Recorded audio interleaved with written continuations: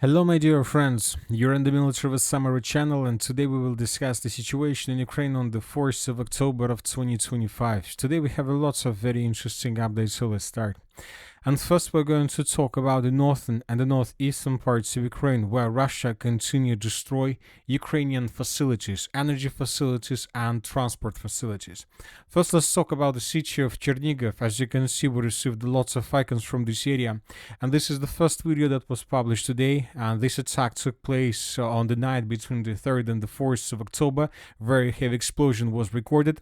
Later, we got the photo of fire anomalies. As we can see, the southern part of the city was heavily damaged by Russian drones and missiles, and during the day we were receiving more and more videos of different type.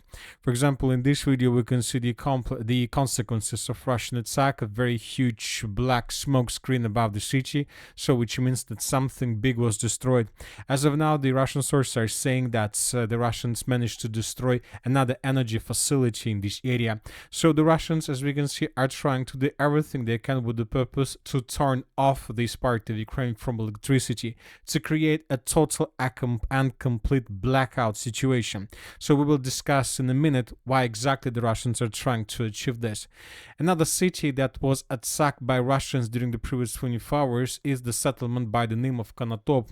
As for this settlement, we have just this video, and here we can see how Russians with drones were attacking also energy facilities of Ukraine in this part of the state. So lots of explosions were recorded. The Russians managed to deal significant damage. So the Russians, as you can see, were using 2 or 3 drones at the same time, trying to deal maximum damage to this area. And another video is coming to us from the most northeastern part of Ukraine, from the settlement by the name of Shostka. We have already discussed this video. Here we can see how workers were probably trying to repair or to fix some, let's say, electricity lines that were moving in the direction of the city of Shostka, and then Russians began bombing and attacking this territory, so that forced these workers to hide below a car in this area. And later we got additional details. According to information we have, the Russians attacked the railway station in the area of the city of Shostka. So the Russians destroyed the railway station. Probably some trains were also damaged. So we see that the Russians are trying not just to destroy or to damage energy or transport infrastructure in this area. The Russians are trying to make the situation when the Ukrainians, the civilians in this area, will not be able to survive. So Russians are trying by all these attacks to force civilians to retreat, to quit this territory. So Russians are trying to create something like to make this zone completely impossible to survive or to live. So the question is why the Russians are trying to do this, why the Russians are trying to force civilians, the population of Ukraine, to quit this area further, let's say in the western or the southwestern direction. And you know that lots of military experts, pro-Ukrainian and Western military experts, noted that the Russians haven't been using tanks attacks for a very long period of time. So they're saying that the Russians are not using tanks in their attacks, let's say in the area of the city of Pokrovsk or in the Konstantinovka direction, or in any other direction along the current line of combat contact, because the Russians are trying to concentrate these type of vehicles. They're trying to concentrate many tanks, many armored vehicles, many infantry fighting vehicles. And the question is why the Russians are doing this. And some sources are saying, some military experts believe that Russians are concentrating and trying to save their vehicles just with one purpose, because they're planning another breakthrough operation with the purpose to move as deep as possible using thousands of tanks and thousands of armored vehicles and infantry fighting vehicles. And of course, if Russians are planning to begin something like special military operation at the beginning of 2022, when Russians using hundreds and thousands of tanks were moving in the direction of Kiev, of course the best option for Russians is to do this in the not in unpopulated area, because if Russians begin this offensive this time, for example in the Chernihiv or in the northern part of Sumy region, most likely they will face resistance, not just from military, from forces, but also from civilians. And the Russians are experienced right now. They know what kind of consequences can be if you answer the populated area.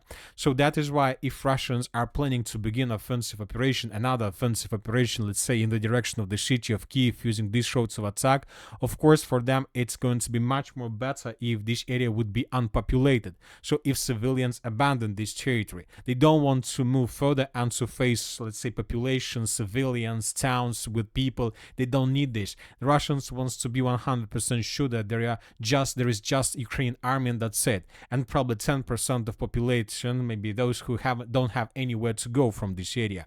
So we believe that this is exactly the reason why the Russians are trying to do this. The question is when the Russians are planning to start this offensive, but obviously the Russians are going to launch this offensive operation probably in the final stage of the special military operation, and obviously after the end of the battles for the city of Pokrovsk, Konstantinovka, Siversk, Liman, Slavyansk, and Konstantinovka. So after the end of the battle for the Donbass arc, most likely after this situation, after this operation, the Russians may intensify their activities in the northern part of Ukraine. Anyway, let's wait and see what is going to be next, but one thing is clear, the Russians launched their preparation for this. Now let's discuss the situation on the ground, and first let's talk about the Zaporozhye direction, where Russians continue their offensive operation. During the previous 24 hours, as you can see, changes on the ground were recorded. The Russians improved their positions around the Uspenovka and Poltavka fortified areas. This information today was provided by pro-Russian resources. They're saying that the Russians managed to get a bit closer to these fortified areas, and that this means that the Russians are planning to launch offensive very soon. As of now, there's still a preparation process. There are still a lot of things to do. Most likely the Russians are about to begin hunting after Ukrainian FPV drone operators, and then everything will begin. Furthermore, the sources are saying that currently there are very heavy clashes on the line between Vishneva, Velika Mikhailovka, and Pokrovskaya. Pro-Ukraine resources reported that during the previous days, the Ukrainians carried out a number of counterattacks in this area, and as a result of those counterattacks, the Ukrainians managed to improve their position significantly and to restore control over some territories they lost during the Russian offensive. But as for the end of the 4th of October, the pro-Ukraine resources haven't published anything that can confirm this.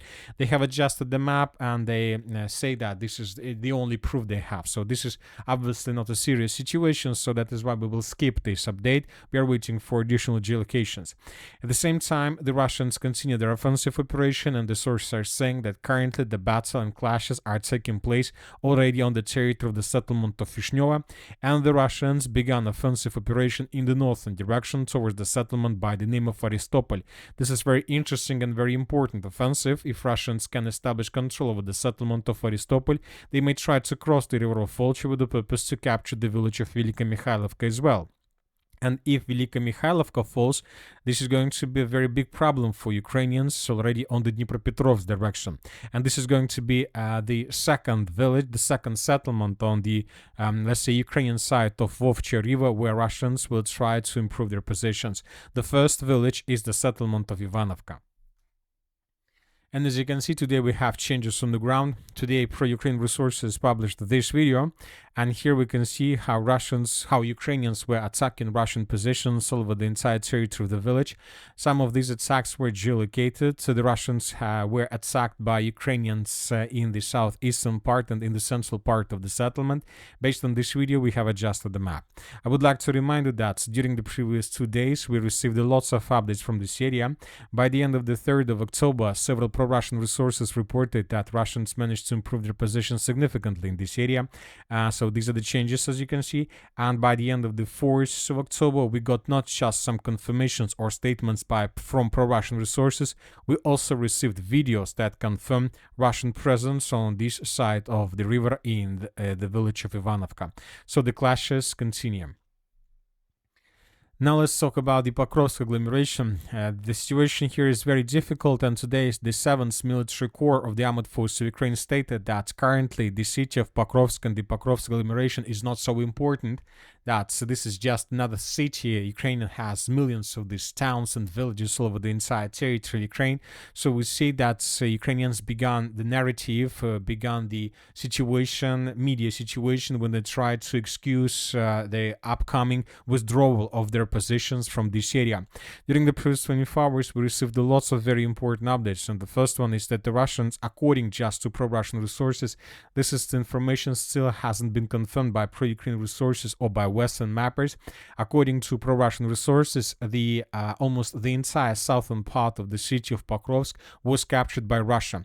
There are just several blocks, several micro districts left, and currently the clashes are taking place, almost taking place, for the central part and for the eastern part of the city. It seems that Ukrainians are about to fall back from this area completely, but the problem is that there is nowhere to fall back. There is nowhere to go further in the northern direction. If Ukrainians lose the southern part of the city of Pokrovsk, they will lose the entire agglomeration, because the distance, in this case, between Russian southern positions and Russian northern positions in the area of the settlement of Rodinskaya would be less than 6 kilometers. So this is already nothing for Russian FPV drones, and this is going to be just one-way ticket for the armed forces of Ukraine if they are being sent in this area with the purpose to stabilize the situation. So anyway, let's wait and see what is going to be next. But obviously now it's clear that Zelensky was wrong when he was saying that the Russians will never be able to capture the city of Pokrovsk by the end of 2025. It seems that everything is going exactly in this direction. Furthermore, today several mappers, pro-Western experts, reported that the Russians managed to break through Ukrainian defense in the Shakhova-Sofiivka pocket, so in this area, and several pro-Western resources reported that the Russians, as a result of offensive operation, managed to cut the only supply road between the settlement of Sofiivka and the settlement of Dorozhkovka. So by the end of the 4th of October of 2025, the Russians established complete control over this territory. Once again, this information was provided by pro-Western, pro-Ukraine resources without proofs. We still haven't received anything that can confirm this. We are waiting for additional geolocations or videos. And if this information is correct, if indeed the Russians managed to cut the only logistic road, this means the complete collapse of Ukrainian defense and complete collapse of Ukraine counter-offensive operation in this territory.